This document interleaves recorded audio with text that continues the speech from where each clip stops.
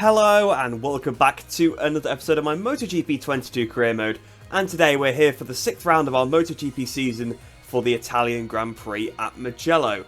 Now if you haven't seen the last episode, I do recommend you go check that one out first before we do get into this one, because to be honest it was actually a really chaotic race at the French Grand Prix. It was actually really good, so if you haven't seen it I do recommend you go check that one out before of course I do spoil the result of that episode. But of course, we came 4th place in that one. An unfortunate crash at the beginning of the race with Pecco Bagnaia. Well, I say with Pecco Bagnaia. His bike crashed and we couldn't avoid it, unfortunately. A decent comeback ride through the pack. Lots of crashes for the AI. Almost getting involved in another 2 crashes myself with the AI rejoining the track and having their pile-ups at turn 2. So it was a really crazy race. But we managed to finish 4th place in the end, just off the podium. But we did manage to beat Jack Miller in that race, which allowed us to close up on him in the championship.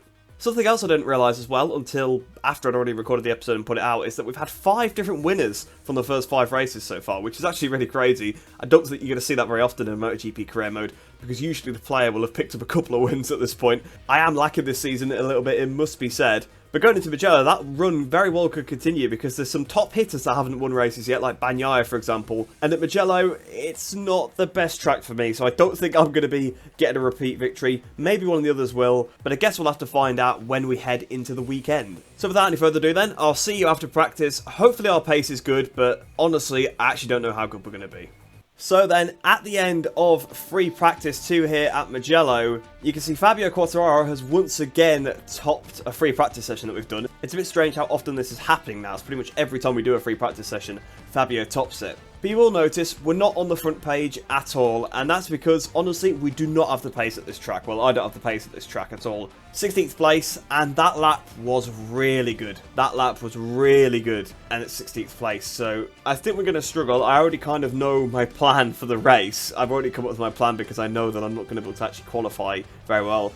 Honestly, we might start last. It's a very realistic possibility we'll start last, because the AI will probably find a few more attempts going into qualifying, and yeah, I'm just not finding that because I'm just slow. I'm just slow everywhere. I mean, on the straights with Palmer 3, we're not really losing time, but everywhere else, except maybe Sector 1, I'm just so slow. And I don't know why. Mugello, like I said, is not a very strong track for me. It's usually a pretty overpowered track for the AI in these games. And you can see 16th place, even in the dry conditions. I'm not going much more than that. I don't think I'm going to beat a 45.5 in qualifying, to be honest. It was a really good lap time. But without any further ado, we may as well head straight into qualifying. It's going to be qualifying 1, of course. But this week, we're definitely not getting out of there. And to be honest, like I said, it's very possible that we could finish last place. So then here we are in qualifying 1, and to be honest we've got some pretty heavy hitters in here. We've got Aleix Espargaro for 1, Oliveira on an Aprilia as well, pretty high caliber rider. Jack Miller, the championship leader, is in here with us as well. Zarco on another Ducati, so there's a lot of fast guys in here. Alex Rins as well obviously won the last race in real life, so watch out for him.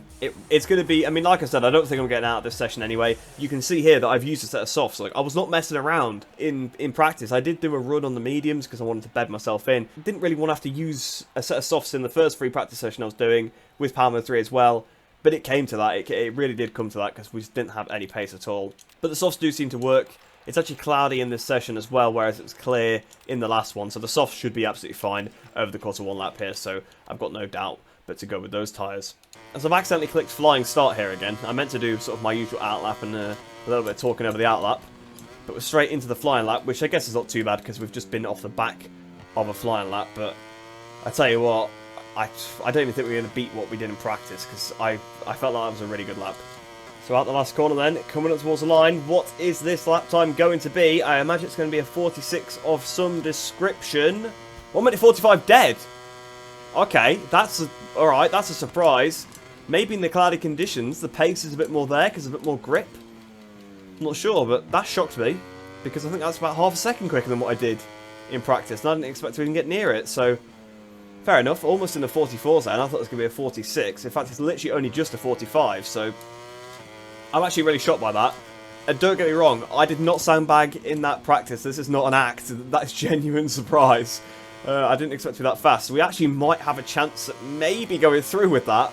But we'll have to see. We'll have to see when they actually improve their lap times.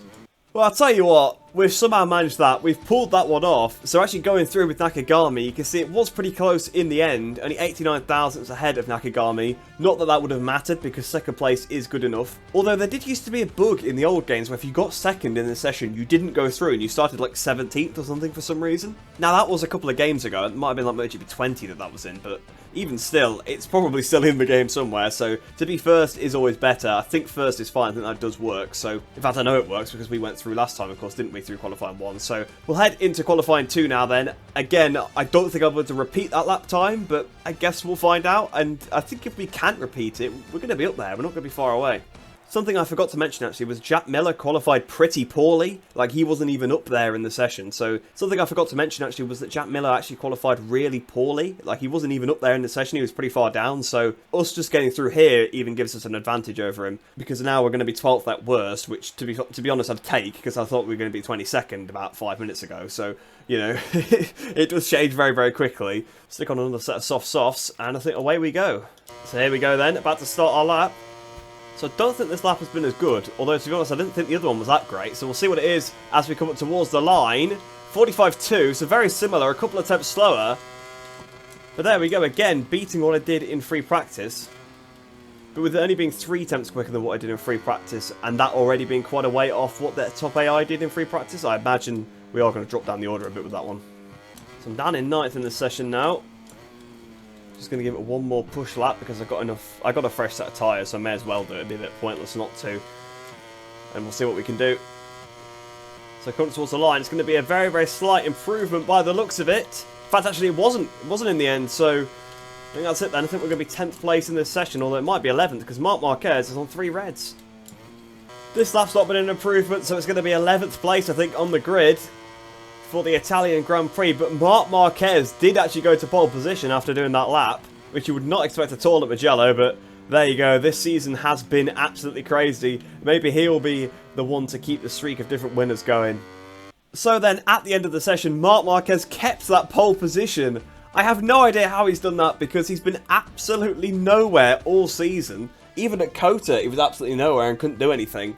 I do know one of you is going to be pretty disappointed to see him on pole position because I know you've been enjoying him languishing down the grid. But trust me, I've not adjusted his performance. I've not done it just to wind you up. He genuinely has somehow got on pole position. So fair play to Marquez because especially at Mugello, it's not exactly a Marquez track. I think he's only ever won here once before in 2014. So yeah, it's interesting to see Marc on pole position there. But you've got Bagnaia in 2nd position, then Luca Marini 3rd, Bastianini 4th, and Fabio Quartararo in 5th place. I'm down in 11th place, only a 10th off Alex Marquez actually, so to be quite honest, I'm pretty happy with that. I'm pretty damn happy with that. If I'd done my lap time from Q1, I would have got 9th place there just ahead of him, so yeah, it's a bit of a shame I couldn't replicate it, but I tell you what, I don't know where that lap came from on Q1. The lap time was really good for some reason. It really, really did surprise me. But we'll head into the race now then. Got to focus on getting a good start and then it's just going to be defending. It's not going to be one of those races where I'm attacking or anything or coming through the pack. It's going to be good start, then aggressive defending. So we'll head down to the grid now then. I'll see you there. So here we are down on the grid then, and as you can see, we've got a completely clear sky here. So the soft tyres definitely aren't going to be the ones of choice. I think I'm going to have to go with the mediums, even though admittedly the hard might be actually a pretty good option for the rear here. It's what's being recommended, but I've been bitten twice by using the hard tyre now. Remember Argentina, and obviously the very first race this career mode back in Moto 3. The 2 times I've used hard tyres on the rear in a race, it's gone pretty poor for me, so I need all the help I can get really, so I need to pick a good tyre compound, because I'm not on a track I go very well at. I'm starting down in 11th as it is, so it is going to be pretty tricky. But without any further ado then, let's get this race started, and let's see what we can do. This circuit has unique characteristics, and Marc Marquez has shown he knows how to adapt to them better than anyone else. He's in pole position, and the race that will start in a few moments. So then there you go, Marquez on pole position. The lights are on, waiting for them to go out here. Then at Mugello for the Italian Grand Prix, lights out and away we go. And our start's been not too bad. In fact, the AI are clearing a bit of a path for me. And I'm getting a bit of deja vu back to Moto 2. And we might be able to lead as we go down towards the first corner. Up the inside of Marc Marquez we go into the lead of the race. But we've ran a little bit wide through turn 1. It's probably going to allow Marc back up the inside. Is it side by side with Marquez? Around the outside we go. And we're up into the lead once again.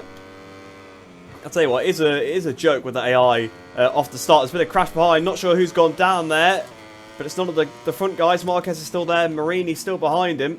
But yeah, like I was saying, it's a bit of a joke with the AI after start. You use power mode 3 at Mugello, you take the lead, doesn't matter where you start. Remember back to our season in Moto 2, we actually managed to go from, I'm pretty sure we were last on the grid, or pretty close to it at that, and we went all the way through to the lead.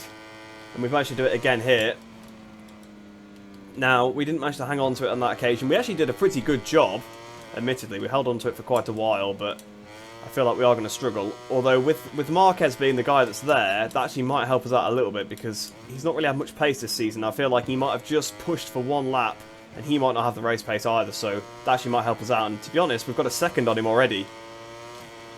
I really don't know what to say about this season anymore because every time there's just some twisted turn, I'm like, oh, I'll dominate here and I do terribly, or oh, I'll do terribly here, get through to qualifying 2 even though I thought I was going to start last, and then now second in the lead of the race. It's ridiculous. And Marc Marquez as well. Marc Marquez, I thought he'd do well at Austin. Was absolutely nowhere. And then at Mugello, probably his worst track, he's put it on pole. It's unbelievable. This season is just so crazy. So at the end of the first lap then, 1.2 seconds is the lead. I'm going to just keep pushing on because if I can build a lead early, that's less I've got to defend. We've put the lead up to 2.4 seconds here at the end of the second lap, 45.4, so only about a tenth off my qualified time on mediums. I've never pushed this hard in a race before, but it seems to be working. Like, I'm absolutely on the limit everywhere. Picked up a track limits warning, fair enough. Cut the grass on the exit of turn 1. I think the fact that Marquez is holding everybody up is really helping me out. And Quartararo's up there as well, so some of the faster riders are just not there. Well, to be fair, they're probably the 2 best riders in real life in MotoGP, just not on good equipment. But you know what I mean. The Ducatis aren't there. Fastest lap of the race, 45.1, so quicker than my qualifying time on lap 3 there. So half race distance complete. We're now 3 seconds in the lead of this race. We're about a second a lap quicker than Marquez currently. I reckon this is where they'll start to catch me though, if they do. Well, this lap the pace dropped off by quite a lot. We're about 8 tenths off my previous lap, and this was the first time that Marquez has been quicker than me. We're on the penultimate lap of the race now. We just have to not lose 1.5 seconds a lap. We're also really marginal with fuel as well. I might actually have to go into power mode 1 on the last lap, because we only got 0.2 in reserve. Right then, so we're about to start the final lap. Still 3 seconds. We've just got to keep it rubber side down, and we've won this one. I can't believe it. The plan completely worked, but I thought they'd be all over the back of me. I never thought I'd pull out such a big lead. Our plan was just to try and take the lead and push, to try and build a little bit of a gap and then sort of just defend from them at the end, because I assumed they would probably come through after about lap 3. They probably would be on the back of me and dive bombing me everywhere, but it just hasn't played out like that. If you remember back to what I tried to do at Silverstone, I can't remember what season it was, and it might have been Moto 2, where I took the lead and had to defend. That's what I was trying to do here, but it seemed like my pace was good enough, and, well, it's been good enough the whole race, because I've neutralised the gap, they've not caught me. And it's not that I've gotten way quicker. If you look at the lap times, they're very similar to what I was doing all weekend. There was a couple of really good ones, I will admit, and maybe that's because the medium just works a little bit better for me than the soft, or maybe because it's sunny, so there's just a bit more grip, but my lap times are not massively quicker or anything. It seems that they are a lot slower. At least on the opening couple of laps, but then it was sort of curtains for them because I'd already got the lead. They couldn't catch up. I think that's why you saw sort of races like Jerez, for example, where I took the lead. I took it probably about lap 3, and then I couldn't shake them because they then got to speed, whereas here I was leading after the first corner, so I had a few laps where I could try and pull away. But here we are then, into the final corner. We've somehow pulled off a victory at the Italian Grand Prix. Alright, we're on a Ducati, so I can't expect it to be competitive, but after free practice, we were nowhere. We were in Q1, we got through to Q2, started 11th, but absolutely dominated the actual race. First place at Mugello. I've just got an achievement for winning at Mugello, so this is literally the first time we've won at Mugello in this whole career mode, so fair play, fair play. I've shown that obviously the AI are pretty good at Mugello, but I just can't believe it. I can't believe how quick we were in that race. You look at AI's lap times, 45.5 for Marquez, 45.5 for Quartararo, 45.5 for Binder, 45.5 for Marini. That was a lot slower than what they were doing in qualifying. I mean, I know it makes sense because you don't do qualifying times in the race, but the thing is, with these games, the fuel load doesn't make that much of a difference. The tyres do make a decent difference, but not by like a second like they do in real life. So you can get pretty close to your qualifying tyres. Like, for example, I actually went quicker than I did in Q2 in the race. I was using a lot of fuel early on, which is why I was a bit marginal at the end, if I'm being completely honest. But I was just trying to build out a gap. Thought that they would probably... I thought maybe I'd get a second. When I saw a second at the end of that one, I was like, right, that's probably it. They'll start to reel me in now, and it'll be a defensive race to the end. And I knew I was going to struggle. I thought I'd probably drop maybe to 5th, 6th, something like that. But the gap kept growing, and then I just managed to neutralise it. They did catch me a little bit, but it stuck about 3 seconds. Maybe that was down to the fact that it was Marquez in 2nd place, so a bit of a lower level AI, I guess, in this game.